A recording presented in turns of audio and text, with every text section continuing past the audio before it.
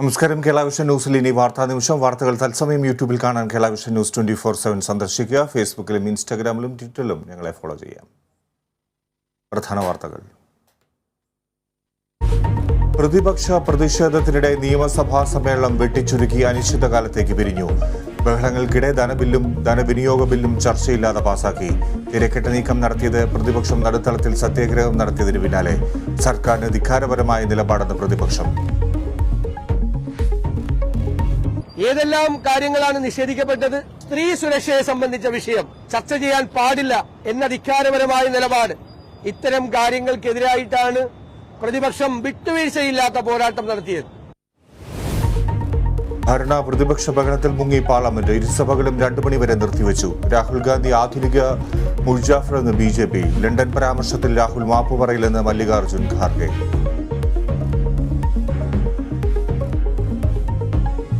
കാഞ്ഞങ്ങാട്ടെ CPIM കൂറുമാറ്റത്തിൽ പാർട്ടിക്കെതിരെ E. Chandrasekharan. Case പരാജയപ്പെട്ടത് 3 സാക്ഷികളുടെ കൂറുമാറ്റത്തെ തുടർന്നെന്ന് MLA. അതൃപ്തി പരസ്യമാക്കിയത് സഭയിൽ നടത്തിയ വ്യക്തിപരമായ വിശദീകരണത്തിൽ.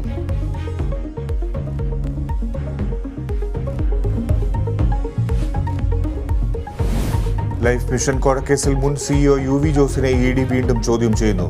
കഴിഞ്ഞയാഴ്ച UV ജോസിന്റെ മൊഴിയെടുത്തത് 2 തവണ. കേസിൽ അറസ്റ്റിലായ യൂണിറ്റാക് MD സന്തോഷ് ഈപ്പനെ ഇന്ന് കോടതിയിൽ ഹാജരാക്കും.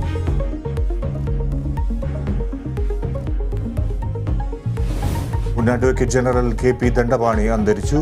സിവിൽ, ക്രിമിനൽ, ഭരണഘടനാ, കമ്പനി നിയമങ്ങളിൽ പ്രഗത്ഭനായ അഭിഭാഷകൻ. അന്ത്യം കൊച്ചിയിൽ ചികിത്സയിലിരിക്കെ. ഇടുക്കിയിൽ വീണ്ടും അരിക്കൊമ്പന്റെ ആക്രമണം. പെരിയ കനാലിൽ തോട്ടം തൊഴിലാളികളുടെ 2 വീടുകൾ തകർത്തു. വീടിന് നേരെ ആക്രമണം നടത്തുന്നത് 3 ദിവസത്തിനിടെ 2ാം തവണ.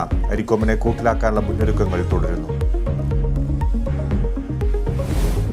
കാനഡയിലും ഓസ്ട്രേലിയയിലും ഖലിസ്ഥാൻവാദികളുടെ പ്രതിഷേധം. UK-യിലെ ഇന്ത്യൻ കോൺസുലേറ്റ് ആക്രമിക്കപ്പെട്ട സംഭവത്തെ അപലപിച്ച് അമേരിക്ക. രാജ്യത്തെ ഇന്ത്യൻ നയതന്ത്ര മേഖലകൾക്കും ഉദ്യോഗസ്ഥർക്കും സുരക്ഷ ഉറപ്പാക്കുമെന്ന് US. സംഭവത്തിൽ അന്വേഷണം തുടങ്ങിയെന്ന് സുരക്ഷാ വക്താവ്.